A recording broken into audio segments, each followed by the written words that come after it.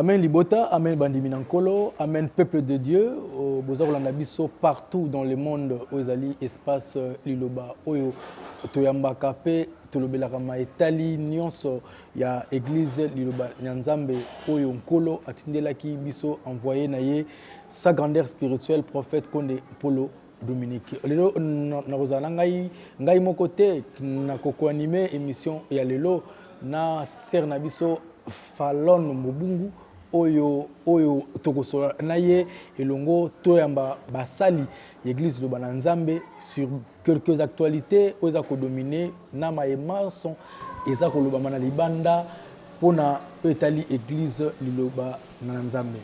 Ser Falon, amen. Amen frère Peggy. Nabité to banona na ko présenter basali ba se présenter bango nyonso comme ça Ser Falon na déjà ko Quand on a déjà la première question déjà pour tout déjà rapidement dans cadre et émission Nabiso. Déjà tu amen basali. Chaque serviteur s'est présenté rapidement. Amen peuple de Dieu. Mosakoli Landry Maipandra serviteur de Dieu dans 4 églises Liloba Nzambe. Merci pour la parole. Mosakoli Jeff Titanzo, l'église à Kitambo, Équateur. Mosakoli Stevie Nonge, Nazali Kosala na cellule ya Barumbu. Merci beaucoup. Motei Omba, Osongo, na Zosala na Équateur, na Kitambo, Équateur. Merci beaucoup. Motei Arnold Mansia, cellule ya Barumbu. Motei Francis Lisebeni, Azana cellule ya Anunga. Merci beaucoup. Ser Falon Natikio, pour na jeu de questions-réponses, il y a bit, il y a émission Nabiso, il y a Lelo, au monde entier, Bazar Talabiso. Merci Mingindeko Peggy. D'entrée de jeu, Basal Tolini Toyeba, Bino Boza, serviteur Église Liloba Nzambe. Ju Oyo, Ezo Ningi Samokil Mobimba. Est-ce que eza jus oyo tout le monde a supermarché ou baté na supermarché to jus oyo liloba eza jus nini bon mais un peu ko expliquer opinion parce que bato belé bazo ko se poser de questions par rapport à jus. Merci vraiment bandeko ba journaliste na ba question surtout à propos ya jus révélé. Jus, les indémons ba jus ba produit où ils ont utilisé na mokete parce que où ils ont utilisé na mokili il y a tant de mélanges où ils ont inspiré mais par rapport il y a calcul scientifique il y a ba molécules spectroscopie ba tout ça là ba bimisi ba mécanisme et tout on a ba bimisi ba produit selon ba ni là bon mais ça ce sont des atouts spirituels révélés quand on parle d'une révélation. D'ailleurs, l'Éternel a dit dans le livre Ésaïe, chapitre 65, le verset 8, l'entête de ces messages, il est dit la rétribution de l'Éternel. Quand on parle de la rétribution, c'est la récompense, le salaire de l'Éternel pour son peuple. Dieu ne peut jamais donner à son peuple quelque chose de nuisible. Il va donner quelque chose de bénéfique. Voici la révélation de J. Ésaïe 65, le verset 8. Ainsi parle l'Éternel, quand il se trouve du jus dans une grappe, on dit ne la détruis pas, car il y a là une bénédiction. J'agirai de même pour l'amour de mes serviteurs afin de ne pas tout détruire. Merci, ndeko journaliste pour na motuna. Nayebi ke soki jus à liloba, ezo ningisa mokili, ce n'est que normal, il fallait zala bongo. Pourquoi tu le bongo na makomi ndeko Paul a yebisi biso Nzambe azwaka eloko mokile mona comme liboma pour ça nango maele na ye. C'est-à-dire plutôt la folie de Dieu est plus fort que la sagesse des hommes. Alors J révélé il y a liloba ezali un signe prophétique. Mais pour te définir un prophète de Dieu na qualité ya moana ezana belema misato osaka babenga mto prophète ya liboso ezali message clé o nzamba pesié o eza différent na ba prophète nyonso balekaki. Deuxièmement ezana signe prophétique o il faut utiliser pour elakisa ke aza prophète ya Nzambe. Et troisièmement ezali na mission précise.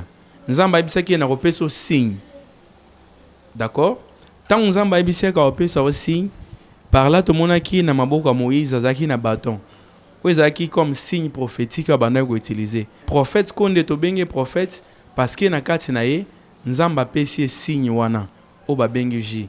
Et bandi na ngopele na liloba te, ceux qui totali même na histoire ya Gédéon na kati ya Bible, na livre ya Juge, nzambe pe apesa ki comme signe ji. Sabiso que jus à liloba eza jus au baté kana supermarché té eza jus eza révélé par Dieu. Bien sûr que oui, eza jus ezote kama na supermarché té parce que soko tali composition nango même na ba matière nutritive eza na kati eza différent na ba jus au baté kana supermarché. Toling to yeba nani aza inventeur ya jus. Merci pour la parole. Moto aza inventaire ya jus eza prophète Konde Paul Dominique. Nzamba pesi yango pour na milimo batu ebika. Surtout ça, biso batuto comprendre mystère nzambe na mokili. Nzamba pesi jus premièrement pour na ko guérir ba malade. Il faut que tout ça la partie spirituelle, tout ça la partie charnelle. Na plan spirituel, tout ça na ba malade où ils a ténébré. Ou même ceux qui nango na monde en science, tout na hôpital et que soit guérison té, il faut zong en église, ba traitant spirituellement, aucun hôpital, aux ilobiko. Voilà mission agit. Bolobi maramba jus a toyoki metoling to yeba jus esalemi na neni ebandi ko mela mape a neni to tango esalemi du coup directement pe bandi ko mela to ça a pris du temps et ceux qui beaucoup koza na idée to yeba un peu mutu nani ya liboso ou ya mela ki jus pe à sentir changement guérison katinaye jus et salami en 1992. Primoto liboso amelango ye moko mobandisi ya lingomba prophète Konde Paul Dominique ye moko azaki na ba problème na santé ya meliji pa zulobiko voilà les lopé bisoto meliji c'est bon tokito ye balisusu na église loba na nzambe vous en combien de sortes de jus pour les maro jus à base de citron jus boyé jus nini toli pena opesa pena matière pour ba nous ba comprendre. Tout ça la jus à base de citron, tout ça la jus à coco, tout ça la jus à miel, tout ça la jus à lait. Les jus révélés donc ça m'a révélé en pas prophète sorte tout ya jus pour le traitement il y a batuna mokili pour base de guérison spirituelle. Toling to yeba ba vertu ya ba jus ba sorte ba jus au tout ko citer. Truc mutameli ngo osala ni na nzoto. Est-ce que ça a des conséquences néfastes? Merci vraiment, Bandeko, journaliste, na ba question. Surtout à propos d'Agi révélé, parce que Nakati Agi révélé, je vais récapituler un peu ce qu'a dit mon frère. L'Agi révélé, il y a 4 sortes d'Agi. Il y a Agi fait en base de citron, il y a Agi fait à base de noix de coco. To bengaka communément na kati église loba jus à cocoti. Nous avons jus fait en base de lait et puis jus fait en base de miel. Le jus fait en base de citron, ils ont averti comme étant un antibiotique et puis un anti-inflammatoire. Ils ont joué un grand rôle pour revitaliser l'organisme dans la période de convalescence et puis remonter certaines articulations au niveau de l'organisme. Et aussi, ça joue un grand rôle, il y a antioxydant parce que les citrons qui est les constituants majeurs, il y a composition et agi à base de citron et zali na ba verti et belé na corps à moto. Citron a remontaka système immunitaire ya moto. Citron a combataka a disons a renforçaka plus de 74% ya vitamine C na kati ya corps à moto. Or vitamine C il est communément connu comme étant un antioxydant le plus puissant parmi tous les vitamines et au-dedans de cette jus, il y a aussi les minéraux oiseaux qui renforcent même nettoyage à sang. Il y a makila. Ok, ouais. Je vais profiter, oui, je vais profiter. Je vais profiter à enlever cette zone d'ombre na mitou ya batou, surtout les trottoirs parlent trop de sujet des choses. Vous savez, charnellement, les gens, nous surtout les noirs, nous avons cette intuition là. So yo ki kombo eloko déjà quand on a mabé tikal ka bongo. Les pétroles, ils agissent un ajout. Na kati ya solution ya jus à base ya citron na jus au bobenga batiaka pétrole. Le pétrole d'abord c'est un composé hydrocarbure, les scientifiques les connaissent. Elle est constituée dans des grands atomes, carbone et puis hydrogène, qui sont très importants dans kati ya organismes vivants parce que l'organisme en général est constitué dans 4 éléments où ils ont formé matière vivante dans kati ya moto. Ils ont carbone, hydrogène, azote et puis oxygène. Pétrole les alliés produits moko ils allaient trouver dans domaine maritime, c'est-à-dire dans milieu aquatique, dans maï, dans la mer, ba lac ainsi de suite.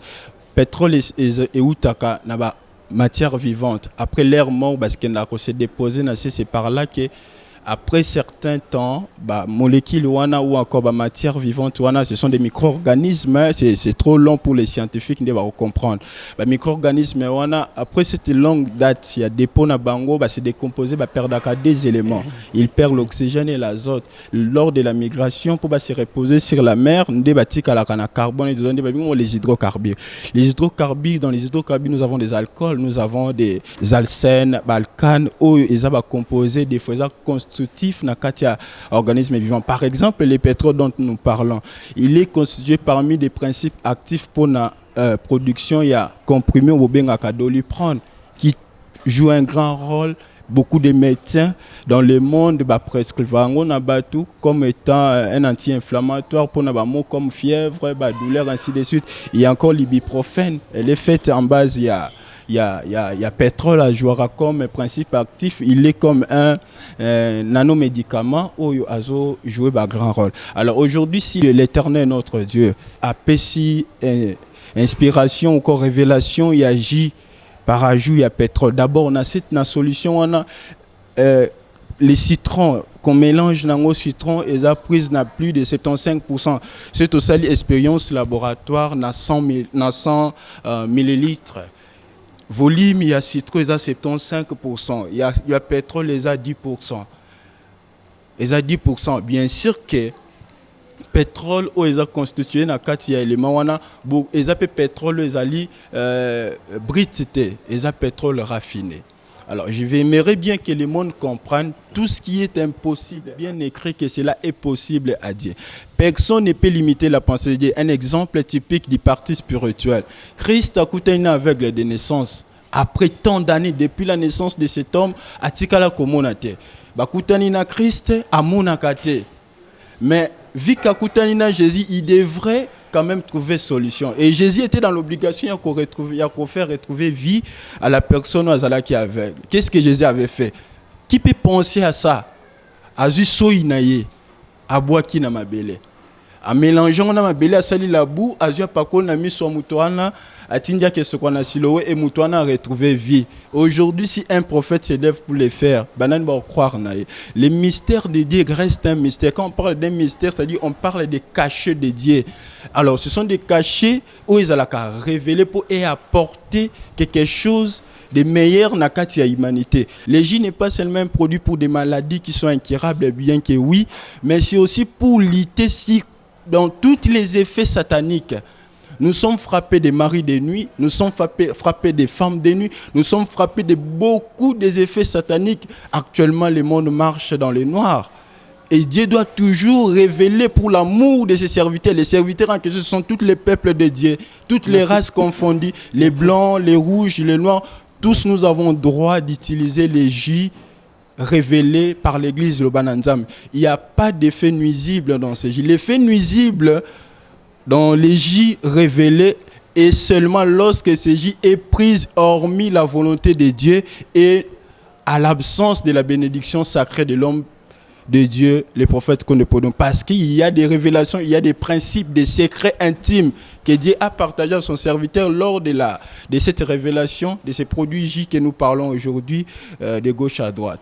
Tout un J fait en base de noix de coco, J a utilisé comme un nutriment, c'est-à-dire un produit où ils ont qui ça va vitamine na kati ya nzoto mutu, ils ont remonté effet à appétit et puis ils ont lutté contre bon ils ont un adoucissement si je peux dire par rapport il y a certaines anomalies en autres tout un lit fait à base il y a lait ils allaient produits oyo ils allaient révéler ils allaient utiliser pour un traitement il y a des effets cardiovasculaires tels que maladie pulmonaire, asthme, maladie comme gastrite, estomac, si je peux dire.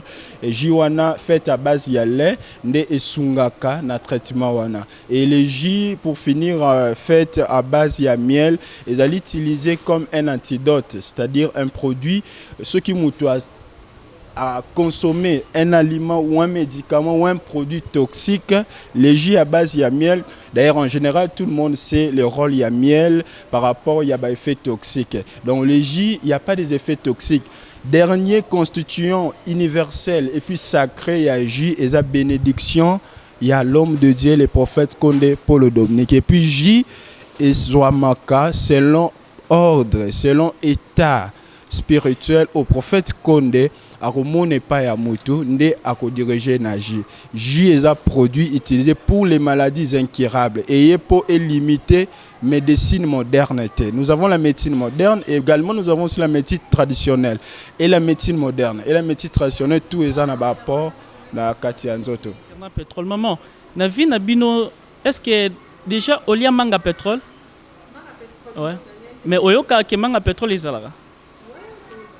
Na nature ya kokola ya vie ya bato non mona te mwana moke azobela maladi ya pema bazui pétrole na mafuta mbila bapesi oyokango déjà OK soki nzamba inspira bato bongo pona nini te espérer prophète nzamba solo apesa bato jiba mela pe bazo lobiko yoka écriture awa so bakotangela biso na Jérémie 8 22 Jérémie chapitre 8 verset 22. Il n'y a-t-il point de baume en Galade? N'y a-t-il point de médecin? Pourquoi donc la guérison de la fille de mon peuple ne s'opère-t-elle pas? Pour comprendre ma Kamunde Kwatuni, est-ce qu'il y a une Galade baume qui sait comment on a été? Pourquoi moi si nation, c'est-à-dire Batunanga Baonyo Kamaka na maladie, na kati ya pasi ya souffrance ya ba maladie o Satan tient la kati ya mokili? Nenzamba pesibiso kisi na RDC et tambola monde entier, c'est ça. Parce que zolo ba mamingi que prophète Konde atinda batu na bopito te. Est-ce que vous confirmez cela?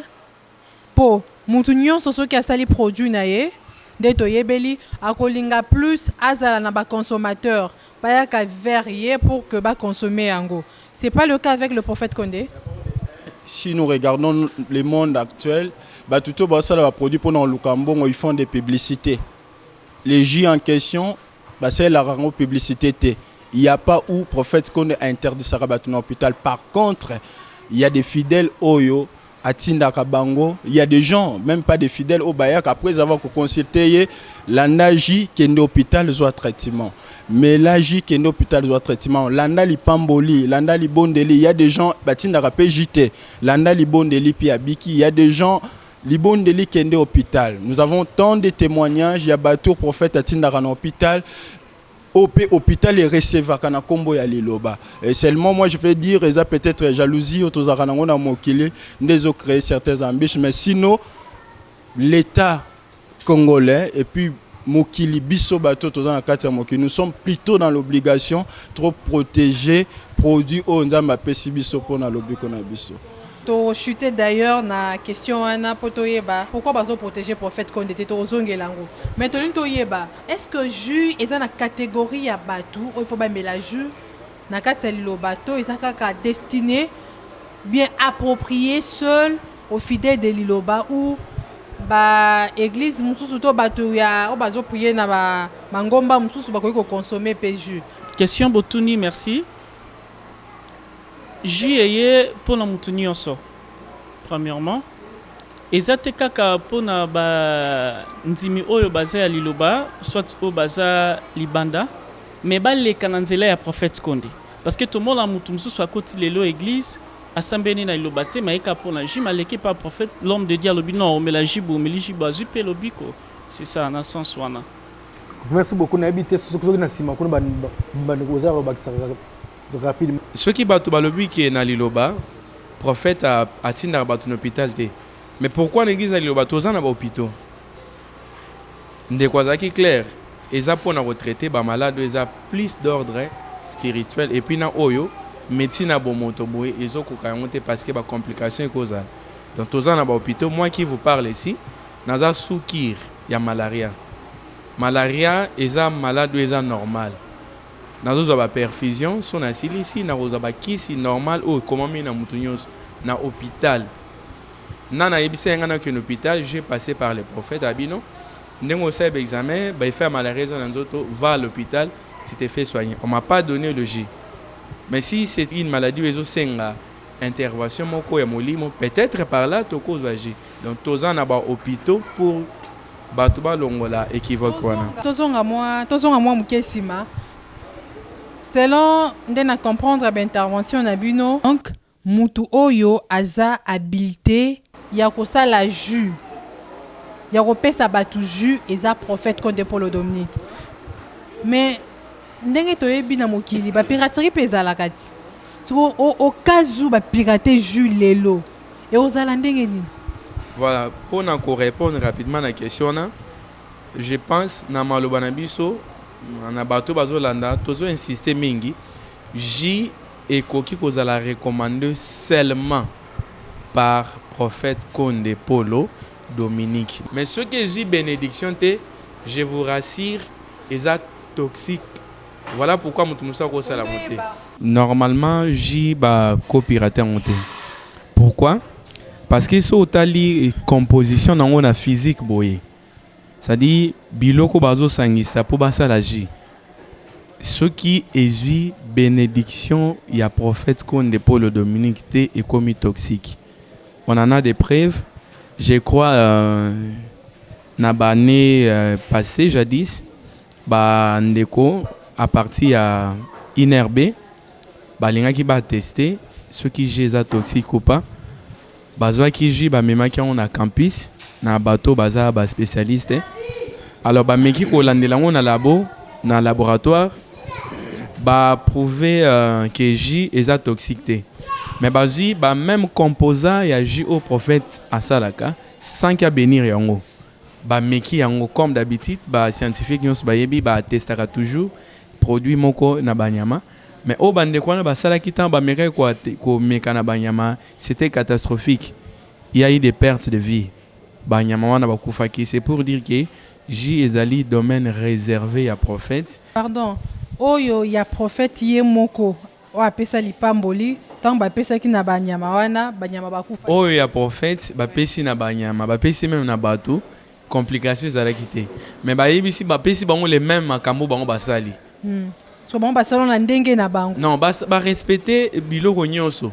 Seulement que prophète asambelaki pona yango te parce que J après ko sala yango et recevra bénédiction pour porter marque ya Nzambe puis ezala revêti na puissance wana parce que ezali domaine Nzamba tsaki on a beaucoup de prophètes comme si ndenge tolobaki dès le début. Merci. Mais actualité mikolo pe ezakoloba yango bandeko ebele baza koteka baji l'instruction ya prophétité bandeko ebele baza ko pirater baji l'instruction prophétité dernièrement na Petro Congo bakangaki batu oyo ti lekini no betandoike bakangi même batu donc du fait que la moto azwa ki ji azaki non orienté et puis ba pirater pe j'ai bimi noir tout consort na ma immense oyo kuna zo pirater ji kuna bakangaki batu bino basali l'église de Bananzambe boza ko réagir comment? Parce que votre maître est toujours accusé dans makambo oyo tous les jours, chaque fois l'homme de Dieu, le prophète Konde Paul Dominique azali kokenda ko samba okara pona ko défendre J ba accusation qui dit l'état eza ko sala nini bino pe ba serviteur de Dieu boza kosala nini pona ko accompagner l'homme de Dieu na ma immense matalogie ça dérange en tout cas, ça dérange la personnalité à l'homme de Dieu comme Muke olé à s'inspirer, à la poser, pour être toujours en contact avec Nzambe nae et commis toujours qu'on ne va pas parquer. Et vous les serviteurs, vous ne dites rien apparemment. N'invitez vous réagir ni par rapport à Yamakabo. Merci beaucoup. Par rapport à la question, papa Peggy à Tony Bisso sur les jus pour la piraterie et tout. Soto zongi na makomi Esaïe 65. Nzambazolo babi, j'agirai de même pour l'amour de mes serviteurs afin de ne pas tout détruire. Donc ça signifie que jus d'abord premièrement, ils ont produit oyo bénédiction ils en akati et ils en a promesse ils ont accompagné nango.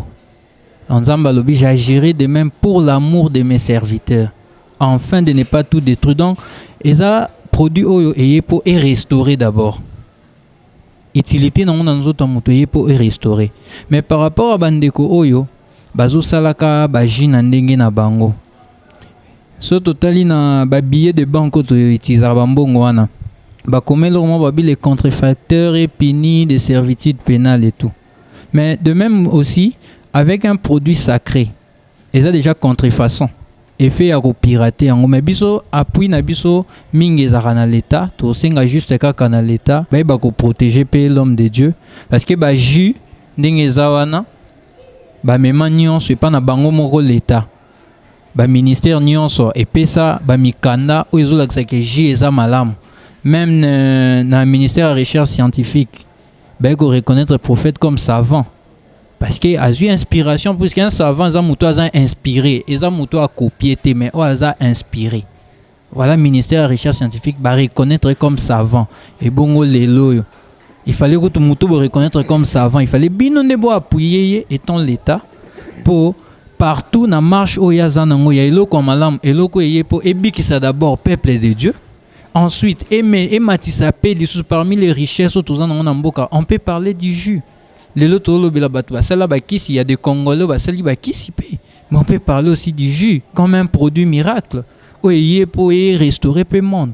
Mais Mokili, vu que Batubazana va penser toujours négatif, il y a un que Congolais a d'abord na haine, ngana ko lingate muninga nga progresser, ngana ko lingate muninga nga sala boile, nga pe na copier ya maintenant on copier original tout le monde a même na bande on a biso là ti lamba ou eza copier original, il y a toujours une différence. Donc to senga na l'état appuyer prophète na koyeba ko salaka ou ba bengaka inspection. Parce que j'ai un prophète et yebani hernion so bato inerbe ba ka ko prélever ba échantillon pour ba kinara ko sala ba analyse na bango. Les produits n'est pas toxique, mais oyo mokilezo ça les a toxiques, to senga juste car na l'état ba appuyer biso pona yango. Prophète Condé azui liloba gratuitement. Jus révélé azui engopé gratuitement, formule wa ba pesier gratuitement. Mais pourquoi pas jus apé s'engopé gratuitement pour que Batouba s'en servir? Jus était camaraté. Bagenda ko sombate. Bagenda ko salisa. Kosomba na kosalisa, c'est des choses différentes. Surtout ceux qui prophètent le bien TKJ. Et ça n'a pris moins exorbitante. Mais à lobby a facilité bateau puisque na liloba tout ça na ba bilanga ya ba citron te. Na liloba tout ça na place tout aura pétrole te.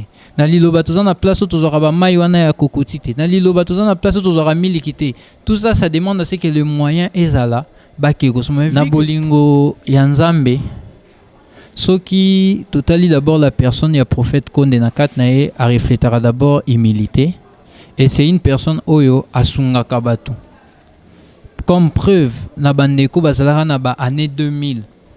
Église et bénéficiaire na ba hectare moko ya bilanga je pense.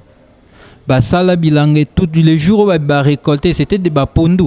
Prophète aya na église bo alobi no ba pondo ana bo kitsango nyonso bo pesa bandimi gratuitement parce que natana ba hectare wana ezalaki il peut faire ça que abimisi apesi batu mais toza na ba moyen te les moyens eza insuffisants eux ko permettre que un jour peut mutoyer pour na jus à koti kaka orientation à prophète ayebisi abisa sa jus boya kepe kaka zwimba la moko ba moyen déjà ko permettre te ce qui ba moyen ezala ki maka moyen so ça être gratuit mais ba singa na bandimi bénéfice que un petit rien comme symbole pour na ko aider église na ndenge tozana ba bilanga ya citron ezate tozana ba place tozara milikité tozana ba place miel les alaraté donc ba biloko ça s'achète avec de l'argent et les prophètes n'a pas les moyens pour acheter et na nombre ya bato ba yaka na anunga wana na matete nombre ya bato ba yaka wana prophète ko bando kabula bato nyonso te parce qu'il y a na moyen te so kazaki na bato bazo soutenir ye et nga ezala ke jika boye ale apesi bato nyonso gratuitement c'est na régie le frère Dani Boko, le frère Patrick, et ensemble, tout le monde qui est condensé. D'abord, on a est-ce que réellement nous avons des documents officiels de l'église de Bananza, mais nous avons prouvé que l'État est bien. Et puis, est-ce que le prophète Konde Polo Dominique Yemura Melaraji, Naboyi, Matoi, Tomis, Yabatu et Koufa? Si suivons ensemble les images vont parler à notre place. Depuis 92, je prends ces produits. On a testé ces produits avec des souris hollandais, les souris les plus faibles du monde. Là, l'inherbe, voilà le fameux J. Qu'on a toujours cru que ça c'est en train de créer des problèmes aux gens. Au contraire, ça donne beaucoup de solutions. Voilà le jus. Donc, ce que je peux dire, le jus à base de citron, on a une grande quantité de citron, jus de citron, des petits citrons là, très, très, très minimes. Ici, on a cette petite matière du pétrole. Quand on agite comme cela, le pétrole va se manifester où? Avant de prendre, on agite pour voir aux gens.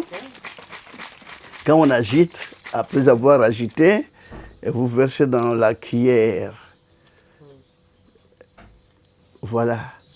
Et ça peut créer des problèmes à quelqu'un quand je prends cela. C'est ce qui peut donner la mort à quelqu'un. Tous les jours, matin, soir. Matin, 2 cuillères. Soir, 2 cuillères. Et ça donne beaucoup de solutions dans beaucoup de maux, beaucoup de maladies. Cette petite quantité qu'on a mis, 2 cuillères le matin, 2 cuillères le soir, c'est ce qu'on a toujours cru que ça crée des problèmes, ça tue les gens. Quand je prends comme cela, ça va créer des problèmes. Et pourquoi ça ne me crée pas de problèmes depuis que j'ai commencé à prendre cela? C'est Dieu qui m'a montré cela en rêve. Et je n'ai jamais fait de la publicité pour cela. Mais pourquoi les gens viennent nombreux? Parce que ceux qui ont pris cela, ils sont allés contacter le leur, qui sont malades là dehors. Moi, je n'ai jamais fait de la publicité. Même quand je fais le plein du stade, je n'appelle pas aux gens à la télé, ni banderole, ni affiche, ni pub. Mais pourquoi tous ces gens qui viennent au stade, ce n'est pas ceux qui viennent pour prendre ce jus, non, on vient pour prier au stade.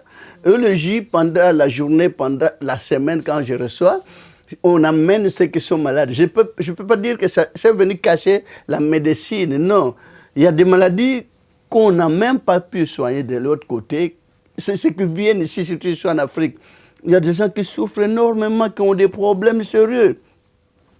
Et ça, c'est le jus de cocotier. Il y a de l'eau qui s'ouvre la noix de cocotier et il y a du citron. Donc, on mélange cela et on prend, ça porte aussi beaucoup de guérison. Même le jus de cocotier, ça serait aussi mal faire. Mon Dieu. Dieu m'a montré ces produits depuis 92. Ça donne beaucoup de merveilles aux gens. Ça soulage beaucoup de maux. Le jus de cocotier, on peut le prendre, disons, demi-verre le matin, demi-verre le soir. Il y a l'eau de cocotier, le jus qui s'ouvre dans l'eau de cocotier, et il y a du citron. Je n'ai jamais montré cela aux gens parce qu'il y a d'autres, comme je dis cela, ils vont fabriquer. Mais ils ne savent pas que quand je fais cela, il y a une prière que Dieu a donnée. Et cette prière aussi, ça apporte aussi beaucoup de solutions. Ce n'est pas tout simplement le jus de coco, et ce n'est pas tout simplement le jus de citron qu'on voit, qu'on est en train de donner aux gens. Mais la prière que Dieu m'a donné qui peut accompagner ces produits pour fortifier les produits en question.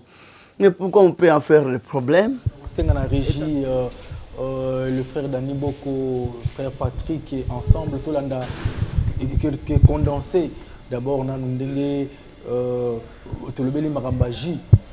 est-ce que réellement nous avons des documents officiels dans l'église de Bananzambe mais pour prouver que l'État est bien.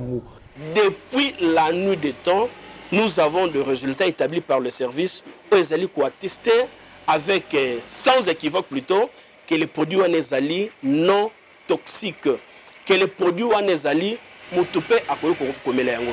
Mais par rapport à dosage bandeko bazozala na inquiétude bato misusu bazolinga ba interpréter mabe par rapport au pétrole. Même le pétrole, les doses ou la dose où ezali na kati wana ezali vraiment na niveau moko atténué oyoke même soki mutameli yango akoki kozala na problème ya santé te. Non seulement tozolo yango mais ce sont des services et des documents à l'appui. Ici d'ailleurs j'ai le document où ezalaki établi dans le service à Inervé. Quand vous lisez le document, c'était le chef de service qui avait déjà signé ce document-là, Mulumba Wachita. Le document dit ceci, je vous lis seulement le test. Les tests de toxicité aiguë en 99 heures par méthode tropique sur modèle standard. Test de toxicité aiguë et négatif. Conclusion. L'échantillon analysé n'est pas toxique, donc propre à la consommation humaine. En tout cas, bandeko, ezali biso batolobi angote. Ezali service oyo, ezali établi, nde ezali ko établir les rapports oyo. C'est dans la régie, le frère Dani Boko, le frère Patrick, et ensemble, tout le monde a quelques séries de témoignages où il y a même Atali à base de citron, on a des ingrédients et puis tu as la deuxième phase pour sur la basali, Maïmatali, prophète Konde, Paul Dominique Kazali, millionnaire. Est-ce Kazali millionnaire, oui ou non? Parce que tel nombre de bâtons dans le stade, tel mis tout katambola kanango, tel malgré simplicité, na charisme oui, un millionnaire se comporte comme ça. Est-ce qu'il y a solo il y a solo basali la vérité devant parce que ma Cameroun mikolo ba confrère il y a la chaîne internationale ba comme aux hommes c'est un le sous donc et comme acharnement tout le monde ou pas et puis tout chité émission na biso y aller c'est parti. Amen Libota comme na Serge na Bondiba na 20 avenue CEP numéro 43 bis.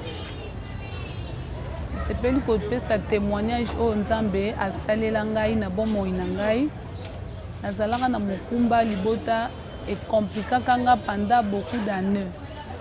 Na sala 3 ans na zemi boyebi moi ça sala na zemi 9 mois mais au yangai sala ti 3 ans quelle douleur. Libota na tukamaki na cholamaki zalaki humilié na ba façon nyonso.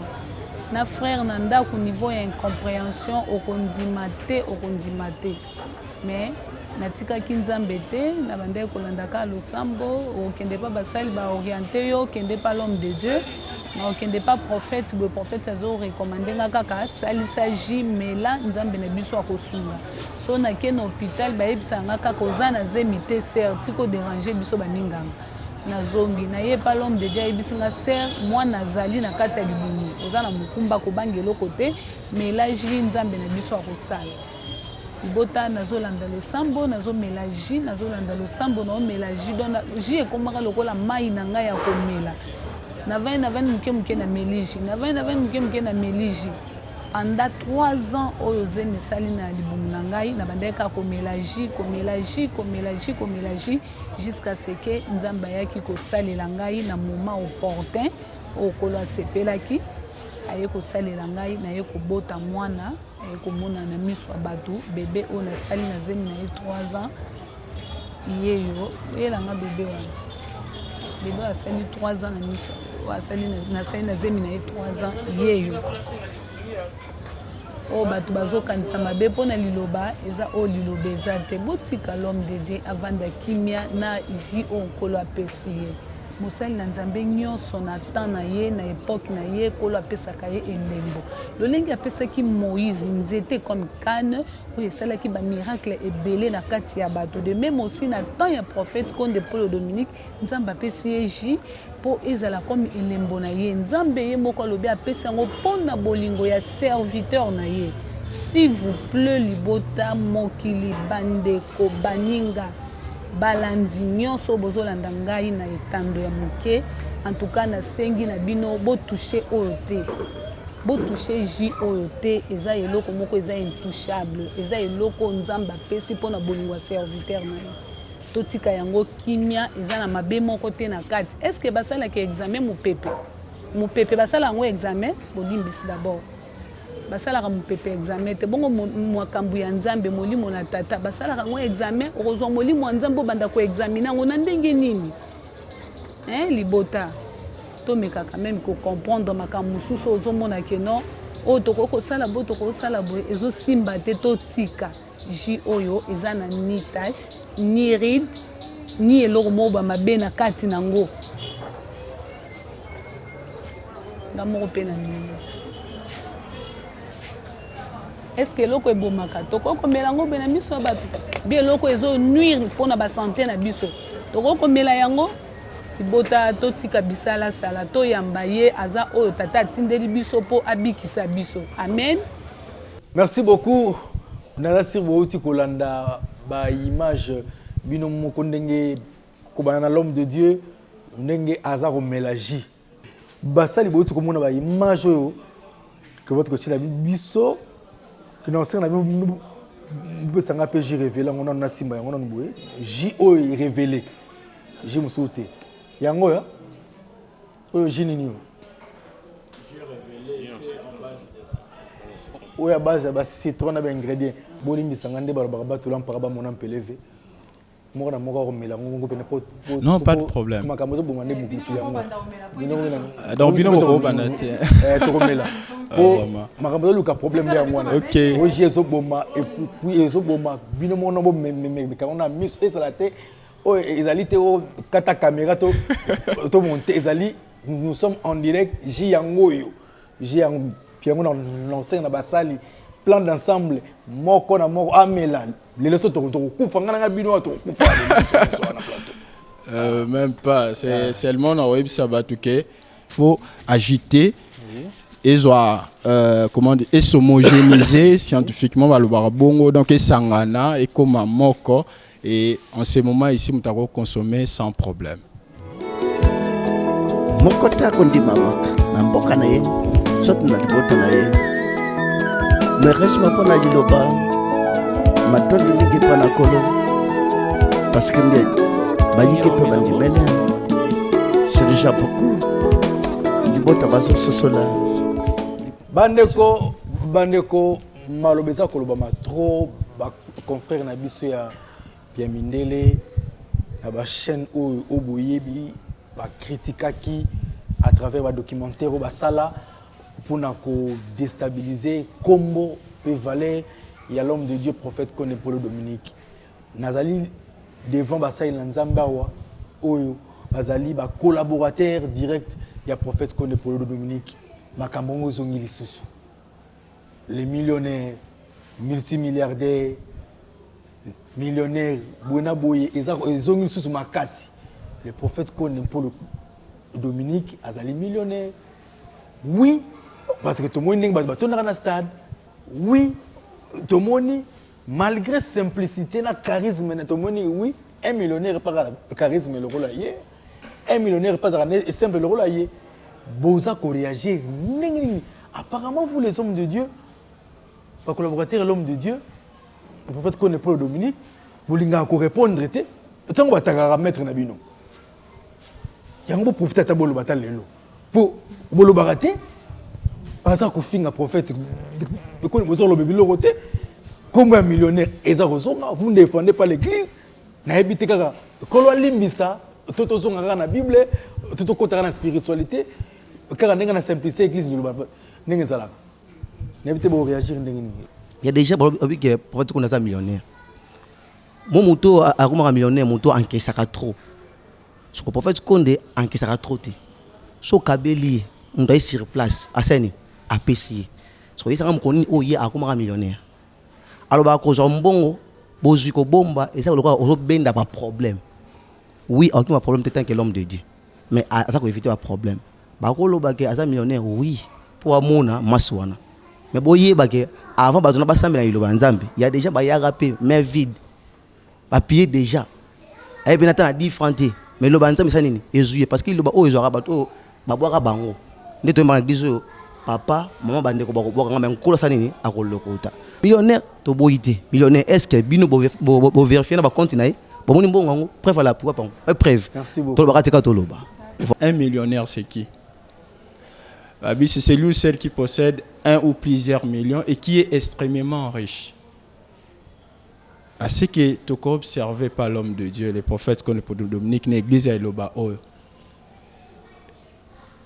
Qu'est-ce qu'il a de valeur au Barotier Naran et millionnaire? Est-ce que ces gens-là, ils ont eu le temps de consulter même compte bancaire, ne pas trouver un million pour publier?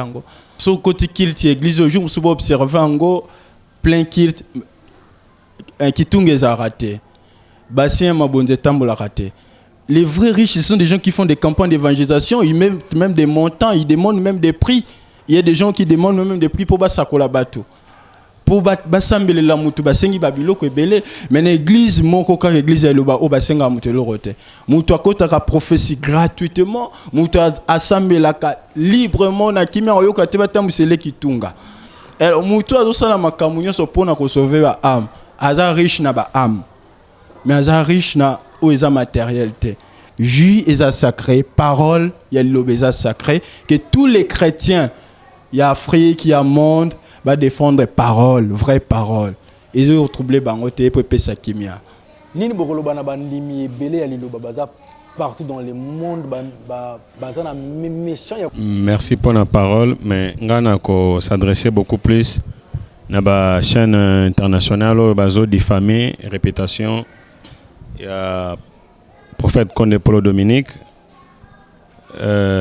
Baza na problème na Nzambe. Un jour, ceux qui assimiler étaient Nzambe à Ozana Bango. Diffamation, ils ont infraction au bazo sala vis-à-vis na prophète Conde Polo Dominique. Trosenga na Bango ne fût-ce que à ta valeur mouké ceux qui ba opé sanaye aux amalam, aux ala blanc, aux ala noir et pas Nzambe na biso. Et différents ces athées pour molly moi ils allaient à peine rester vraiment bah ça l'effort un jour bah va se présenter pour la besquise. Merci mingi ndeko Peggy émission oyo tusali yango biso mibale na ko remercier pe ba serviteur l'église Liloba merci mingi parce que vous répondre favorablement à l'invitation na biso et le ko ngai na koki ko retenir na intervention na bino eza que vous na ba cité bisika to fandi batu mingi bazolinga ko comprendre un peu lilobeza nini et puis jus ndenge to lobeli awa makambo etali jus ngana comprendre que jus eza toxique te jus ezobomate et puis mo bandisi ya lingomba église Liloba na Nzambe mwana mboka le prophète Conde Polo Dominique asali jus oyo pona ko guérir bato sur le plan spirituel et sur le plan charnel. Kotazali vraiment papa to pesi yo mbote mingi. To komi vraiment na suka to pesi merci beaucoup na équipe technique sima ya caméra to na ki na Dani Boko Christian Bahati et puis ndeko na biso Patrick et puis bokola na biso na ba chaîne partenaire ebele et surtout na chaîne officielle église Liloba na Nzambe officielle et puis na kosenga na bandiminion sur église Liloba na Nzambe partout au bozali bo s'abonner massivement na église Liloba na Nzambe officielle wana o s'abonner et puis botala ba vidéo nyonso baloyembo ya sika ba mama kamunyoso monde évoluer tela ndenge ba que dès que Liloba ba millionnaire mais si tu as les peines à compte sango église nous avons combien ça qu'on a et puis le côté donc bo sabonaka mingi baloyembo ba cantique ya sikakutu eza donc au s'abonner au tangi pe au tali yango au aimer surtout commenter na ko aimer bo s'abonner massivement bande ko bozana poto bisika nyonso to bo sala raté l'attaché de presse international et à l'homme de Dieu le frère Adoyoué depuis l'Europe et puis na bande ko nyonso corporation mobimba église de Balansambe ya mokili mobimba tozala elongo lisanga toujours pour na kotombola lokumu ya église de Balansambe kozala fanatique ya prophète Kondete kasi zala fanatique ya église de Balansambe po yango nezali église oyo nzambe atindaki na mokili po ete ebikisa biso à travers motindami na ye sa grandeur spirituelle prophète Kondete Dominique tika kimia yankolo ikana na mabota na bino amen libota.